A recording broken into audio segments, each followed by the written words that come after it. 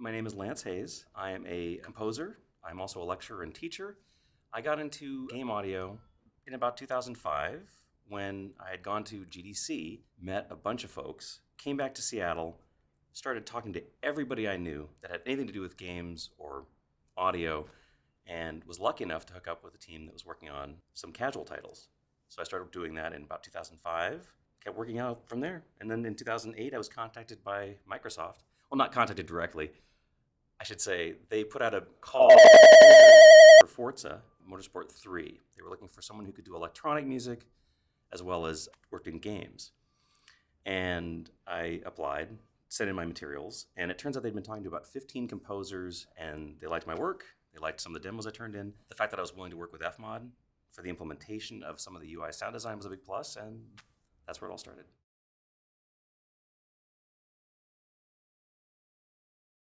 Yes, DJ Drunken Master. That's a bit of a misnomer now. My wife, who at the time was my girlfriend, suggested that the name for my project would be a little more exciting if it wasn't stupid. So she kind of came up, she said something like, "You're like a drunken master." And then DJ Drunken Master got stuck on the front of it. And then before we knew it, that was kind of the running name for a project that got picked up by Warner Brothers for a whole bunch of Matrix property content, including some trailers, TV specials, bunch of bonus DVD stuff that's on the Blu-rays, as well as the original releases, the Animatrix. There's a bunch of stuff in the Animatrix. So I own that name now. I live with it. It's mine. I accept it.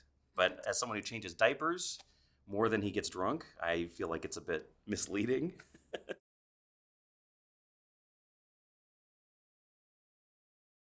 So that I actually had to learn about. Like I said, I went to GDC and just started taking in all the lectures and the talks. I started reading and talking to people. And part of it was also just the original work on Forza. The idea for Forza 3 was that it was going to be played back jukebox style. But part of the project also included, as I said, the sound design, implementation, and then I was also going to be responsible for doing a little bit of adaptive content, which at the time was something they had never done. So I worked closely with the team. We walked through the entire process, and before we knew it, we actually had created some adaptive content. I was learning a lot on the job.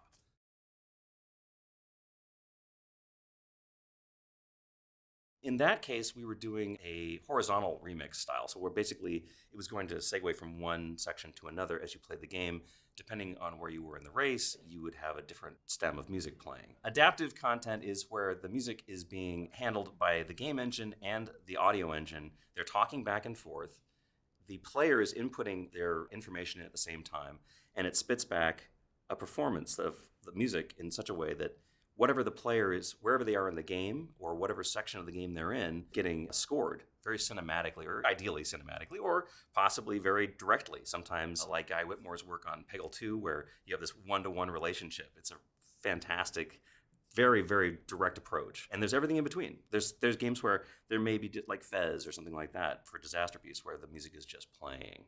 And it's just back there, and it just fills the environment as you're in that area. And then there's Forza 5, where in between, where we had deeply implemented sections for the home space where we would have 12 layers of music that would play back, depending on where you were looking at the car, what you were doing with the car. And then you would go out on the travel sections, and then new music would start up based on going to the travel area. And it would all seamlessly occur. There was no stop, there was no load, there was nothing. It was just all happening as you go through.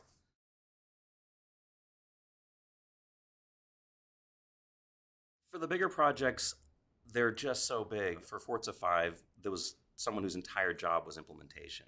For smaller projects, I've been directly involved. Like I said, for Forza 3, I actually did the implementation for all the sound design. So it kind of depends. And then there's everything in between. Some of the casual jobs I've done, I've created implementation charts for them to employ, but they may have had their own custom engine, kind of a little everything. Doing your own implementation is great, and it's a fantastic way to really learn about how music or sound is actually used in the game. But it's not always practical, depending on the size. I mean, if the game is this huge, sprawling, massive project, it's just not practical.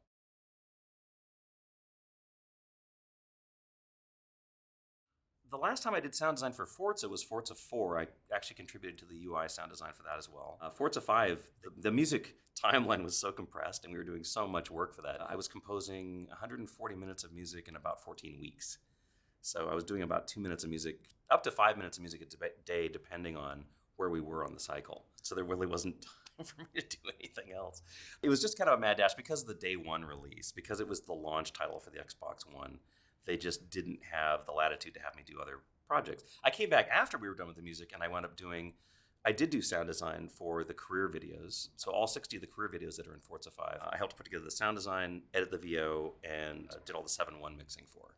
Yeah, so I guess I'm mistaken. I was still involved with sound design. It's just such a big project.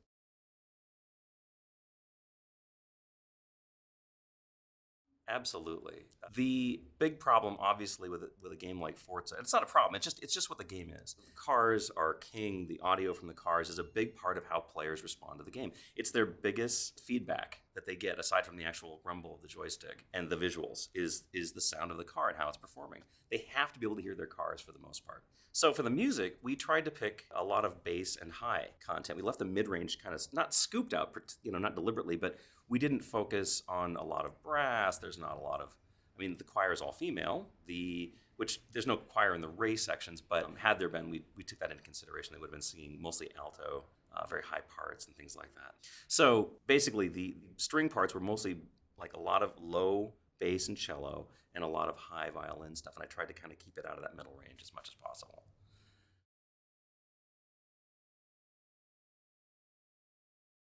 Right, and Forza 5 is still sort of a hybrid of electronic and orchestral and choir sounds. It was deliberately designed. The idea was that as the day one title, they wanted it to be extremely exciting and a big wow and a different approach. Obviously, we very carefully mined that territory in Forza 3 and 4, where we had really a lot of very elegant down-tempo electronic music.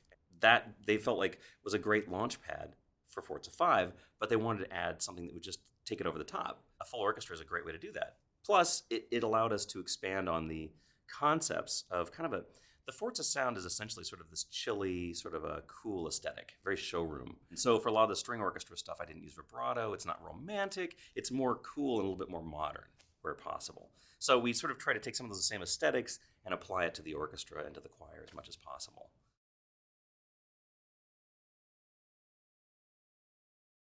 I wrote all the parts out on a one-to-one, but there wasn't time. Again, I was actually finishing writing parts as we were going to some of the sessions because of our timeline and the crunch. So we brought in Lenny Moore, and he actually did all the transcriptions for us and did a brilliant job. He was actually able to get all the work done very quickly, and we were joking at Skywalker where we were actually doing the orchestral sessions, and he was actually bringing out the sheets of printed music as they were drying. Literally, it was that tight. This whole thing just got pushed right up to the window, and we were right out the door, like right on time. A lot of it had to do with E3 that year, too. We were trying to get a lot of the content ready for E3 presentation materials.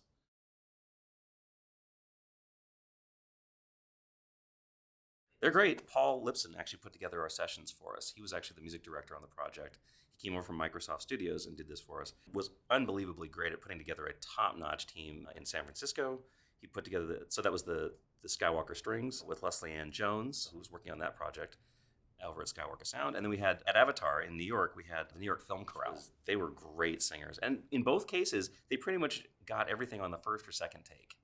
They were just sight reading brilliantly. It was like, these were also smaller ensembles. It was just soprano and alto at Avatar. And in Skywalker, we only had about 22 strings, I think 22 or 20. Yeah, 22. So it was a really small ensemble, and they were all like first-chair players. They were fantastic. They did a great job. So they didn't really have any trouble with the music. Plus, the Forza content, particularly the home space, it's a lot of sustains, a lot of ambiance, a lot of created ambiance. So it wasn't maybe as challenging to play in some cases.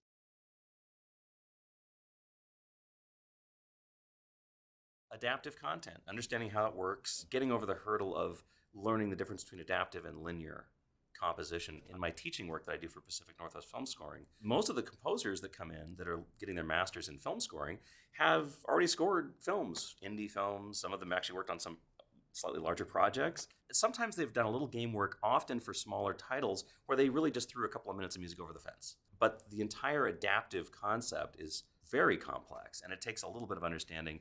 That's why I usually recommend to all of them. In my class, we actually do implementation. It's really important, I think, for anybody that's working with composition to also do some implementation if you're going to work in games. Even if you just do it for yourself, going and downloading Fmod or Wise or any of these other project studio softwares, you should basically do it and get it going because it opens up an entire world and entire understanding that you didn't have before.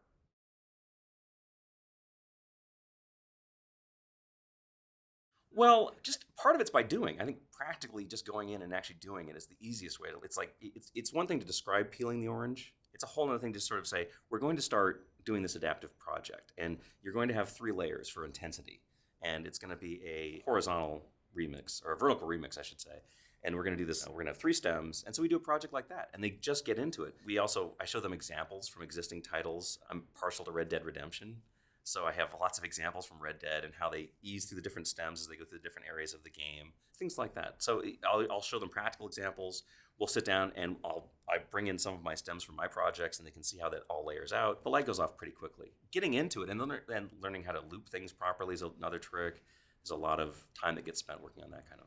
Really, a lot of it's just kind of there, and anybody will tell you, I think too, once you get into it, there's a little bit of guesswork when you're like first starting out. Like, well, we've got this new system. We're going to try these new things. So let's just try making some content. Prototyping becomes a big part of it. We did a lot of that for Forza 5. We prototyped like crazy for Forza 5.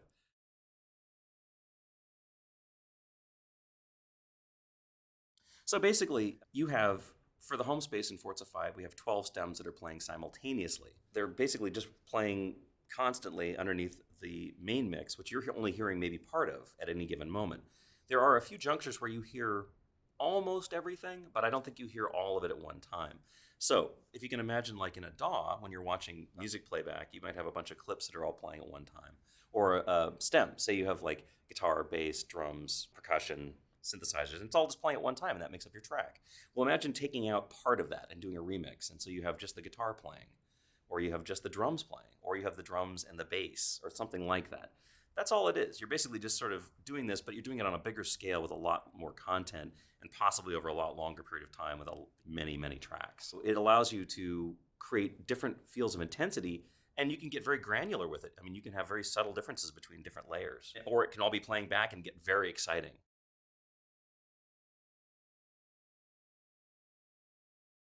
It's exciting to work on. I love working on indie games because usually you have a lot of latitude to kind of create something that hasn't either been done or a combination of instruments that isn't maybe existing. Going through and just being able to create crazy tools or effect combinations, things like that is really pretty common. I did, on one larger project, have that same opportunity when I worked on the stranded music for the Gears of War 3 game. I was commissioned to create about 25 minutes of protest music. What they asked for was music that would be created by people who didn't have any technology left. They had very little power. They were living on the edge of extinction, basically, but there were thousands of them. So they were making their own instruments, and they were recording it with really rudimentary equipment, maybe like cell phone technology or something like that. So I actually got to make instruments for that project. I created a thing called the ladder harp, where I took a 8-foot stepladder and ran fishing line across it, and then was able to sample that with a bunch of microphones and then put it into contact instruments and then play it back. And it sounded terrible. If I just massaged the tunings a little bit, I could get it to actually sound like an actual instrument. And I was able to do things where I created other crazy handheld things and lots of things I could pound and tap. And I brought in singers who sang in sort of a more naturalistic style. So we had a great time working on that. So that's kind of one extreme where I was able to actually literally make instruments. And on the other side, in a game like Forza 5, where you have obviously an orchestral focus, they have expectations. They know what they want to hear. They want it to sound a certain way. And also there's other limitations about budget, time, things like that.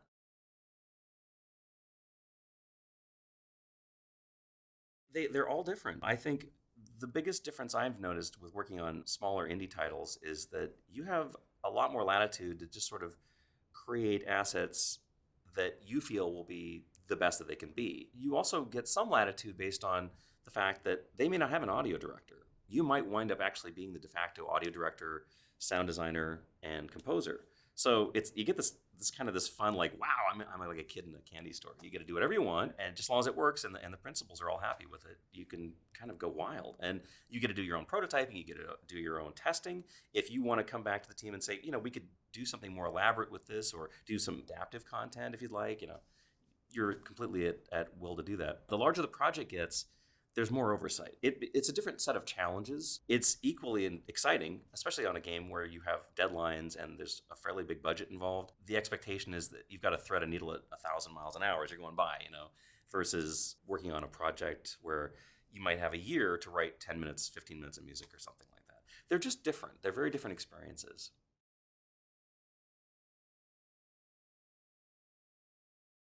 I had a great time last year working on a piece for Hipsoft. It was the Build a Lot Mysteries, and it was a great project to work on because they wanted scary music, they wanted haunting music, but they didn't want it to be too game. In the past, most of the work I had done for them sounded like casual game music. It was light, easy. I would write a lot of music that would just be kind of very sweet natured. And this one, they went in a totally different direction. They're like, no, we want this to be really scary. We want this to actually be frightening. And I'm like, okay, great. So I basically wrote this stuff that was a kind of a montage of like sound design elements and really creepy sound effect stuff, along with like real like extended string technique concepts and lots of weird trills and plucking notes and strange, like I did a bunch of really fun stuff with brass and woodwinds where I was doing a lot of really pitch bended stuff, and it's a lot of fun to work on. And they really loved that, and they thought that was great. And so that was a fun project because I was able to totally cut loose and create this incredibly atmospheric music that was completely different from the other things I was working on at the time.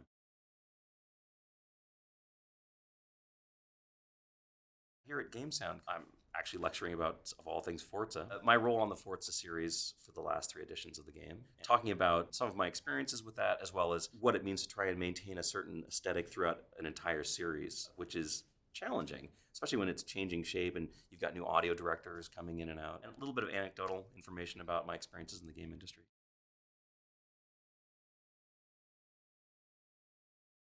Implement. Go learn implementation. Just download Fmod, download Wise, download any of the programs that are Unity. Get into Unity and just start doing some work. There's demos. Damien Kaspar did a great demo for Wise that if you just get in there, it teaches you pretty much the basics of what you need to know. That's a great place to start. Obviously, having a good demo reel, and then networking. You can't network enough. If you're not working, you should be networking, basically. It's kind of the old adage, but it's true. Go to every event you can get your hands on, anything that's either local or national, anything you can travel to. PAX, any of the PAX events are fantastic. Game SoundCon is amazing for audio. Looking at, GDC is kind of a must, I think, for everybody to go, particularly when you're starting out and even when you're in it for a long time.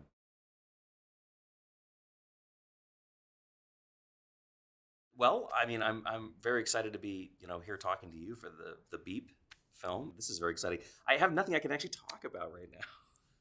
Maybe if anybody has a chance to go back and check out I was just, for doing this talk, I actually spent a lot of time with Forza 3 and 4. I'd forgotten how much I liked working on the Forza 4 soundtrack. Actually, Forza 4 was listed by Popular Science as the number 92 in the top 100 video games of all time. I really think that soundtrack for the early electronic sound that we were working on really gelled. It was kind of the pinnacle of that sound before we've moved on to this orchestral hybrid and wherever we go with the next one. Or they go with the next one, I should say. Yeah, I think Forza 4 is a fantastic game. So if you get a chance to go back and you want to look at something, and I'm very proud of that soundtrack. I think it turned out very well.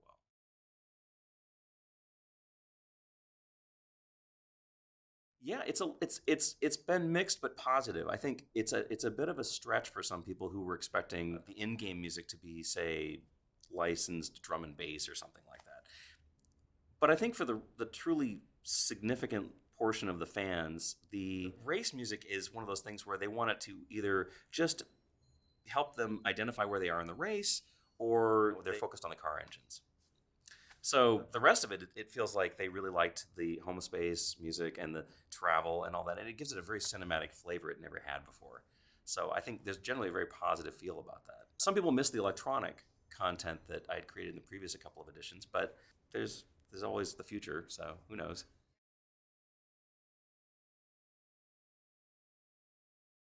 That's a great question. And thinking like Tesla cars and stuff like that virtually make no sound at all. Well, and it's funny because Audi was doing experiments on making the cars make electronic noise. They had an entire module they'd put into the front of them because the cars were getting so quiet they were worried about pedestrians. So we may be hearing cars now that could sound like anything you'd like. But yeah, I think as far as indications of performance, tire squealing will probably always be there. but it may become crucial to have some kind of a musical element that can help indicate where the car is in its performance matrix. Like, if it's obviously redlining, it's just going to be a red line. It might be making a whine or something, and for the electric motor or something, but it's not the same thing. So the music could become very important at that point. We aren't there yet. I think we're, maybe a little ways away from that being but I mean, even the McLaren, the P1 I think it's got 2 electric motors and a regular gas motor. And depending on where you are in its cycle, I don't know. I've never sat in one, unfortunately.